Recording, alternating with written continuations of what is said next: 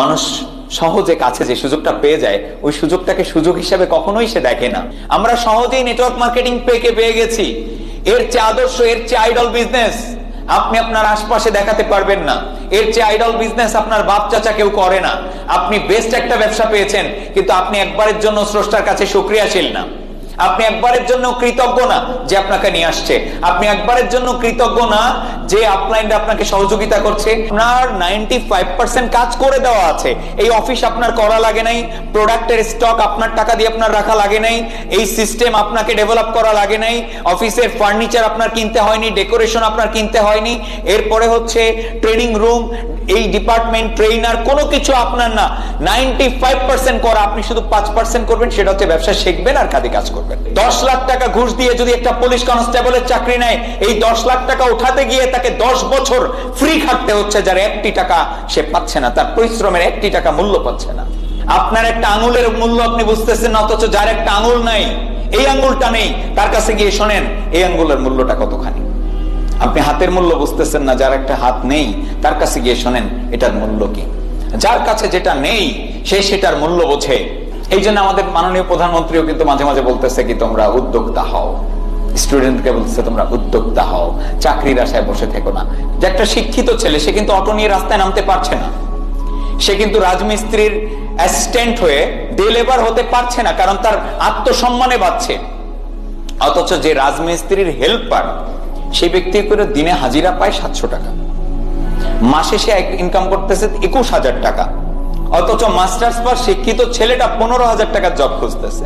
আমাকে কষ্ট করতে হবে, আমাকে কাজ করতে হবে, কারণ কাজ করা ছাড়া আমি কিছু পাবো না, এটাই স্বাভাবিক। আমি কোনো বীজ লাগাবো না, অথচ আমি সেখানে আম, জাম, কাঁঠাল, লিচু সব আশা করব। আমি যেদিন বিয়ে করব আমার নিজের গাড়িতে বিয়ে করব, যাতে বউকে প্রথম দিন ভাড়া করা গাড়িতে চড়িয়ে পরের দিনই অটোতে না উঠাতে হয়। আমি যেদিন বিয়ে করতে যাব আমার পার্সোনাল কারে চড়ে আমি যাব, আর যেদিন আমার বিয়েতে বরযাত্রী যাবে আমার অ্যাসোসিয়েটদেরই গাড়ি থাকবে 20টা। যদি আপনি ডিসিশন নেন, এটা আপনার দ্বারা সম্ভব।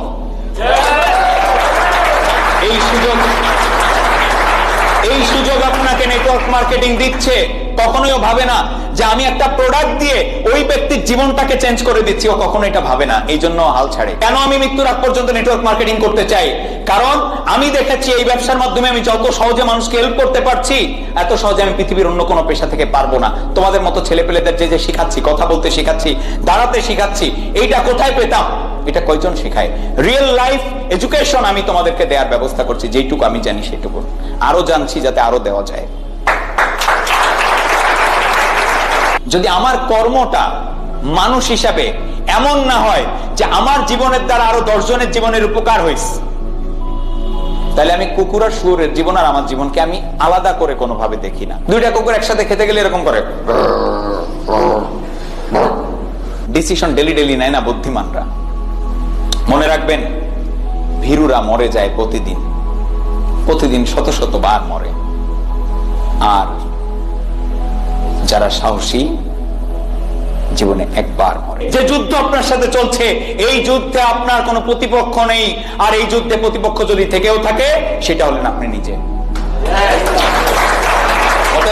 যেই ছেলেটা পাবজি খেলছে, ফ্রি ফায়ার খেলে জীবন ধ্বংস করে দিচ্ছে, চোখ নষ্ট করে ফেলতেছে, জীবন এবং যৌবন সব শেষ করে দিচ্ছে প্রেম করে, ওই ছেলেটাকে এনে আপনি জীবনের সংগ্রাম করাচ্ছেন, স্বপ্ন দেখাচ্ছেন, সব তৈরি করতেছেন। যেই ব্যক্তি এটাতে জয়েন করে স্যাটিসফাইড না, ওই ব্যক্তিকে আমি কখনো জিততে দেখি নাই। এই প্ল্যাটফর্ম থেকে তারা ফেল করবেই, যে কোনো ছুতায়, যে কোনো অজুহাতে, যে কোনো কারণে সেই প্ল্যাটফর্ম থেকে ঝরে পড়ে, কারণ সেই প্ল্যাটফর্মটা পেয়ে কৃতজ্ঞ না। না বলছে, না বলছে, না বলছে, এরকম করতে থাকে। সাধারণ সমীক্ষা, পৃথিবীতে 95% মানুষ যারা কাজ করে 5%-এর জন্য, আর 5% হচ্ছে ওয়ার্ল্ডকে লিড দেয়। 5% people are leading this world and 95% people are following those 5% people. দেখেন, ওই 5% মানুষ কিন্তু ঘাড়ে চড়ে আমাদের যারা এই 95% মানুষ, এই 95% মানুষকে পরিচালনা করতেছে। এখন আপনাকে ডিসিশন নিতে হবে যে আপনি ওই 5%-এ থাকবেন নাকি 95%-এ থাকবেন। এই ডিসিশনের পরে হচ্ছে বাকি সব ডিসকাশন। এখন আমরা যারা এখানে আছি নেটওয়ার্ক মার্কেটিং করছি, আমাদের দেখেন মূল প্রবলেমটা কোথায়। আমাদের একটা জায়গায় খুবই পরিমাণ লজ্জা, ভয়, জড়তা কাজ করে, সেটা হচ্ছে ইনভাইটেশনে। অথচ আমাদের এই বিজনেসটার বেসিকটাই হচ্ছে, ফার্স্ট জিনিসটাই হচ্ছে এই ইনভাইটেশন, যেটা দিয়ে আমাদের বিজনেস করে উঠবে।